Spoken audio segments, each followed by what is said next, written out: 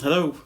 So today we're going to be talking about my favourite comic, which is the X-Men. So obviously they've had a really good run of comics and animated series and films to some extent, but I want to talk about the X-Men in video games. So this is 10 of my favourite X-Men video games. This isn't really going to be a top 10 because I don't think you can really pit a sort of 16-bit platformer game against like a quite up-to-date RPG or action adventure game, things like that. I don't think that really makes much sense. But this is just 10 of my favourites. So yeah, let's get into it. I hope you enjoy.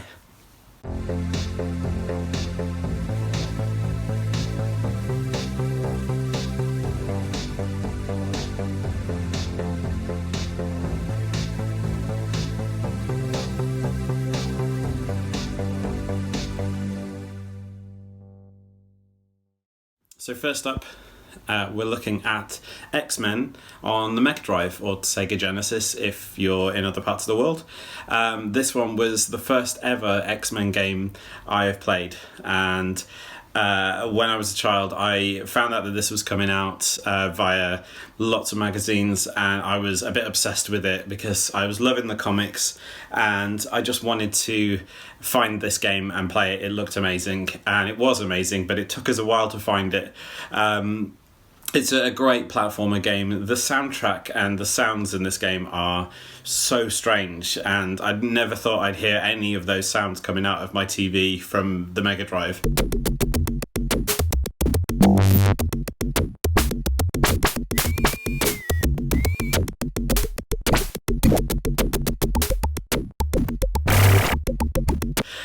But yeah, I mean, it was something that kind of just made me get into platformer games really, and on the Mega Drive, and most of the games on there obviously were platformers.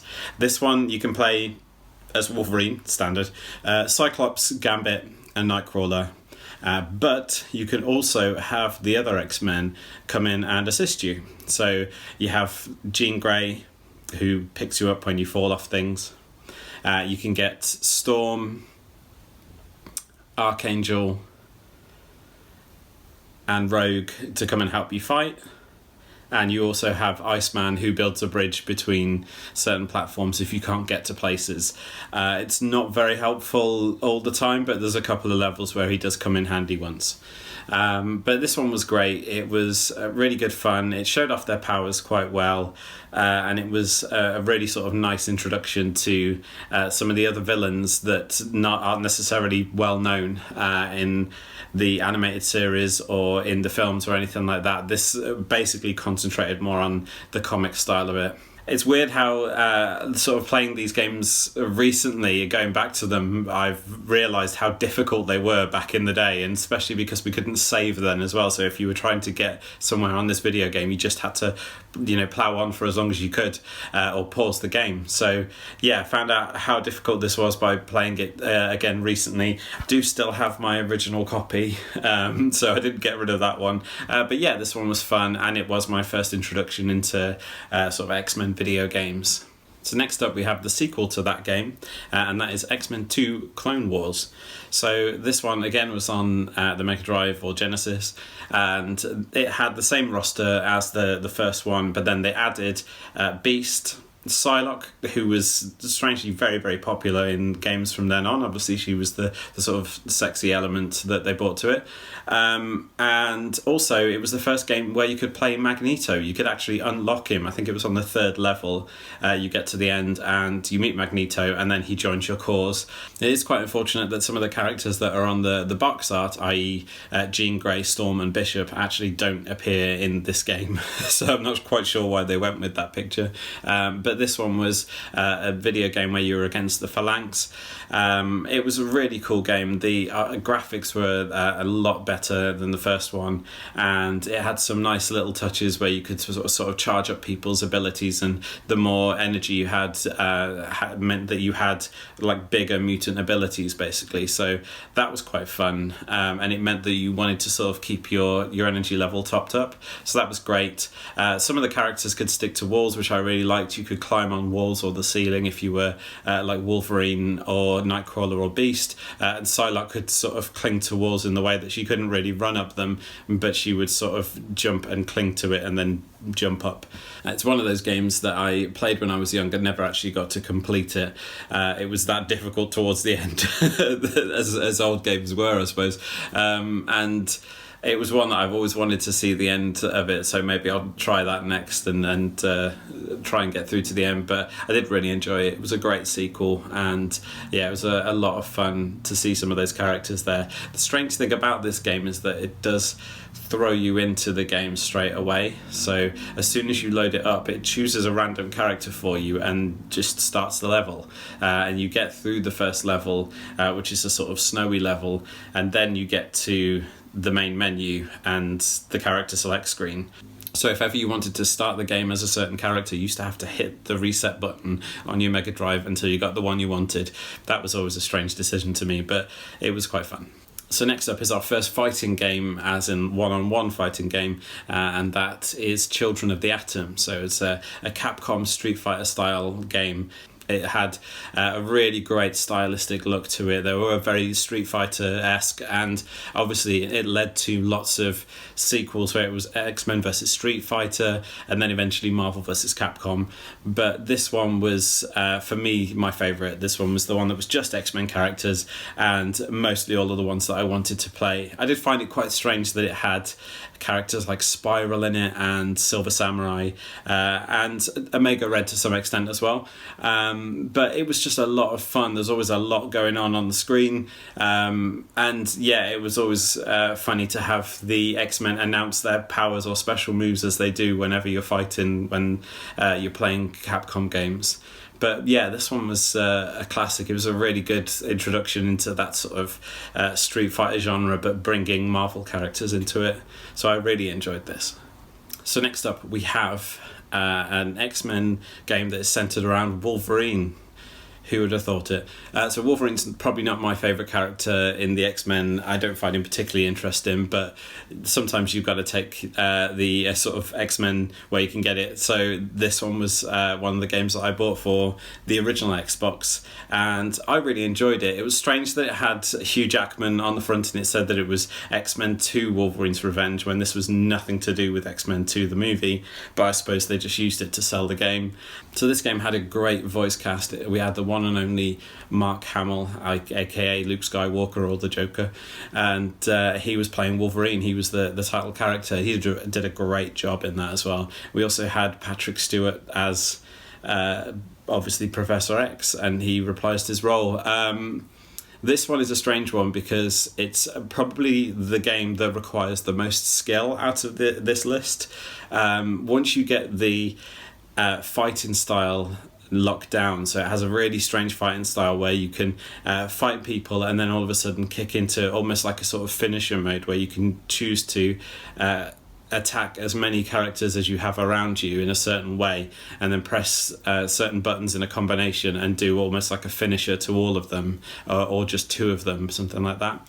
Once you got the fighting style down and some of the stealth elements, and you can use his feral senses to understand how to traverse the terrain, then it's really rewarding. This game also has some great boss battles, but they're so difficult.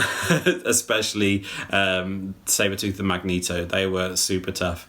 But it's got a really good story to it. It's very stylized, and it was a really good game to play at the time because you could also unlock all of his different iconic costumes, and obviously all the X-Men have some really iconic costumes, so that was a great part of it as well. Fun fact, if you have an Xbox 360, this game actually works on the Xbox 360, so it's an original Xbox title, but it does work as part of backwards compatibility, so you can play it if you can find it, which is grand. I still really enjoy it, but as I say, it does take a while to get used to, but it's a really good, solid Wolverine game. So next up is another Wolverine game, and this is slightly more up to date. It is Wolverine X-Men Origins.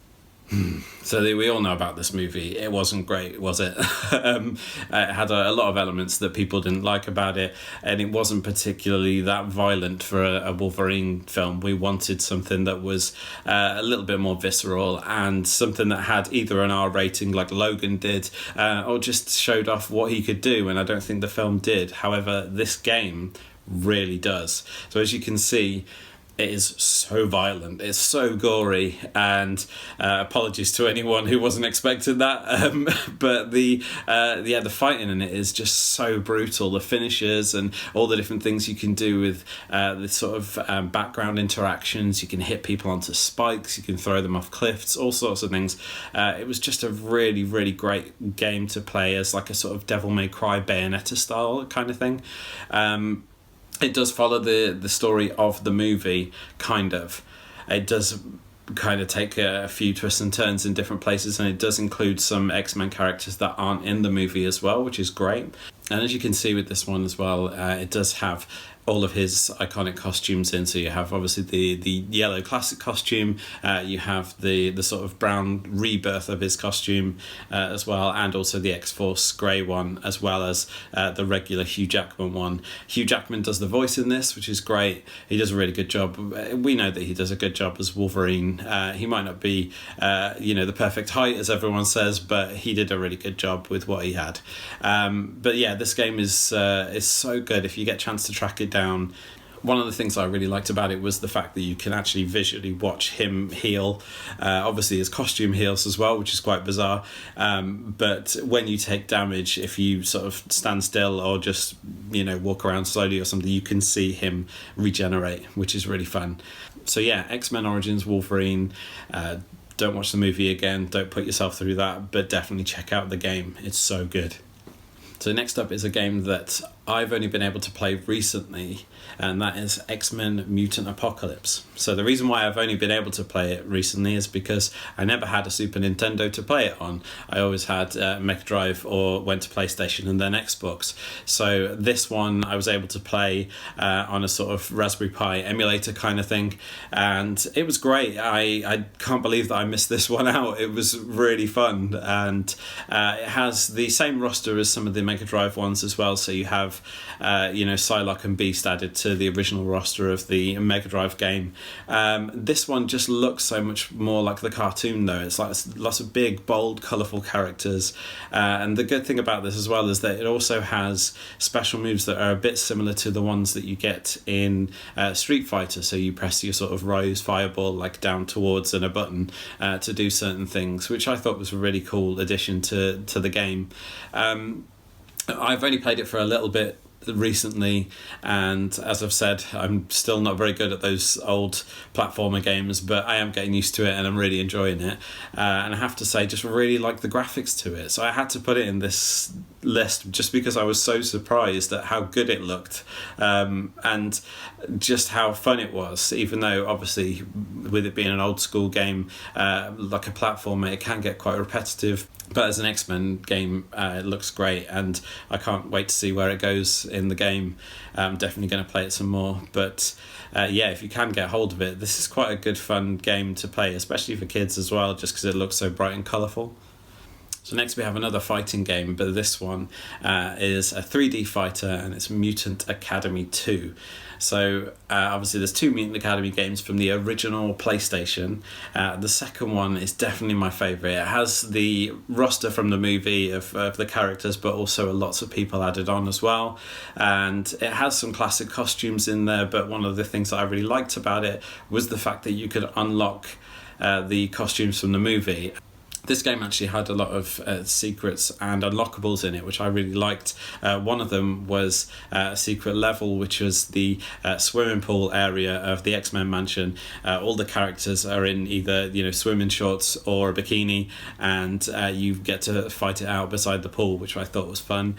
You can unlock Spider-Man in this one, which was quite random, but he was great to play, and he was very similar looking to the sort of Spider-Man PS1 games that we had back then.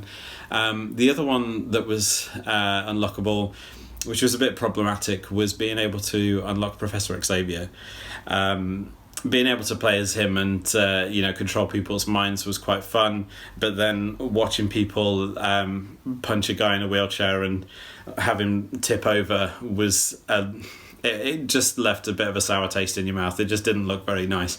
But this is a really fun game to play in terms of the actual combat and the look of the characters. It worked perfectly, and it had a great power system where you could actually feed different parts of your power meter into different very special moves. So you had your normal special moves and then these sort of like powerful upgraded ones. And that's one thing I liked about it, and it carried on into the next one as well. I really enjoyed this game, and I played the hell out of it when I had it originally for the PlayStation. Unlocked as much as I could, got all these secrets from the X-Men movie. They even put the trailer in there for you to unlock. So yeah, it was really, really good fun. And if you can get your hands on it, definitely check this one out. So next up is a kind of sequel to that one, and that is X-Men Next Dimension. So this comes around as a game that was around the same time as the sort of Grant Morrison new X-Men run and the Extreme X-Men. So that's where the sort of some of the costumes come from. But what sets this apart from the massive roster in it, was the fact that it had a story mode. So it was very much like the sort of Injustice games that we get now and the new Mortal Kombat games, where you have a story that you play through and fights interspersed between it. The story was about Bastion and the Sentinels, and around that time they were sort of touting him as a really big character, so it was quite fun to play. It had a massive roster, as I mentioned. The fun thing with this one is that it split some of the characters up, so not only did you have Psylocke, as in sort of Betsy Braddock, but you also had the Revanche character in it as well, so you had two Psylocks to play. You also had two Jean Greys, where you had one that was the normal sort of Phoenix Jean Grey and then the Dark Phoenix. A lot of the story centered around the Dark Phoenix towards the end, and it also gave you multiple endings depending on what you did. I have the Xbox version, and that one had Pyro as an exclusive character, so that was quite cool.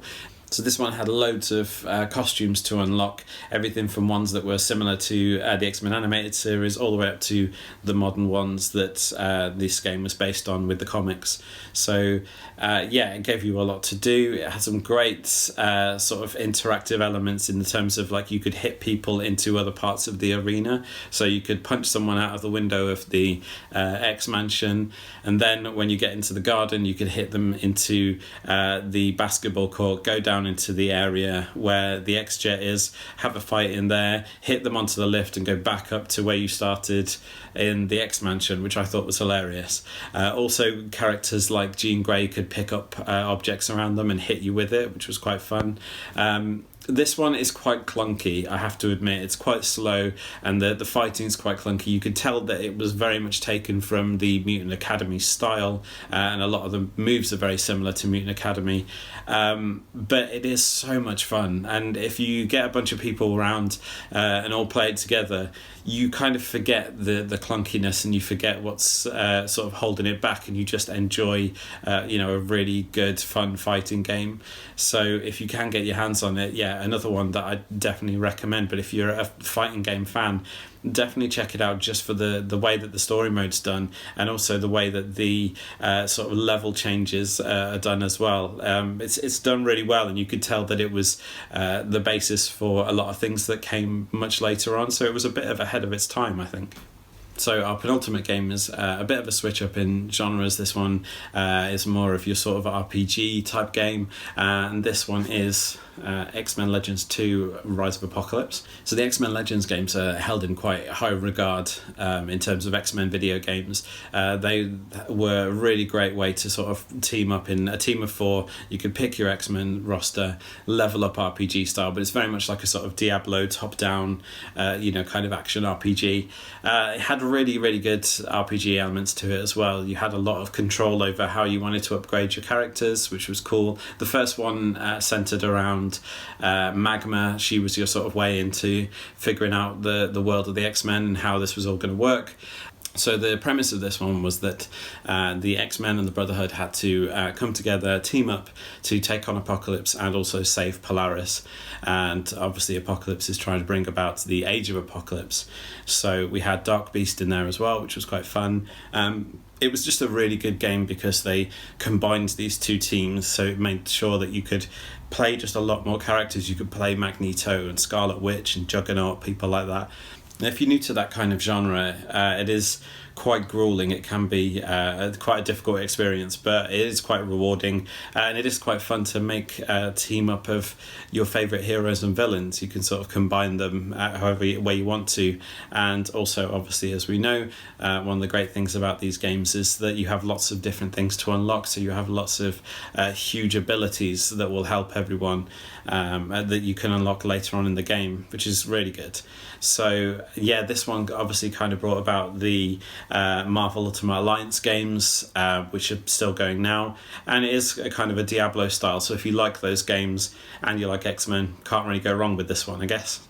So last but not least is obviously the Konami X-Men arcade game, and this one was around in the 90s. It's based on an episode of a cartoon series that never was, and the episode is called Pride of the X-Men, as in Kitty Pryde. And it is something that you can watch on YouTube. It's actually available on YouTube. People have uploaded it. I think it would have been a great animated series. It had a sort of anime style to it. The only drawback was that Wolverine had a really bad Australian accent, which is maybe was a bit of foreboding for having Australian play Logan years later. But this one was a video game that they put out into the world, hoping obviously that this animated series was going to take off. Now they made these massive arcade cabinets for it, these 4 and 6 player arcade cabinets, and if you were around in the 90s and you saw one, they were just a thing of beauty. And this game has the roster obviously from the animated episode, so this is the first and, as far as I'm aware, only game where you get to play Dazzler, which is quite cool. So here's a bit of footage of playing Dazzler as well. You can actually get this on the Xbox 360 arcade, so you can actually like play it and download it. It does have the American and Japanese versions of the game, which are both a little bit different. Around this time there was a lot of arcade Streets of Rage style side-scroller beat-em-up, so you had like the Turtles game and the Simpsons and this one, and they were all very much the same, but they had such a great element to them. They were a lot of fun to play. The only problem is whenever you did any kind of special move, it took some of your health away. So if you're ever playing it in the arcades and you wanted to do something flashy, it would probably cost you some money. But it's just such a classic game. It's a lot of fun to play. It is something that you can play obviously in a huge team as well. And I very much recommend it if you can get hold of the sort of Xbox 360 version. It is a lot of fun, and obviously this one gave us the iconic Magneto line, "X-Men, welcome to die," which, you know, still lives on to this day. Everyone loves it. Didn't make any sense then, still doesn't now, but you know, we still love them for it.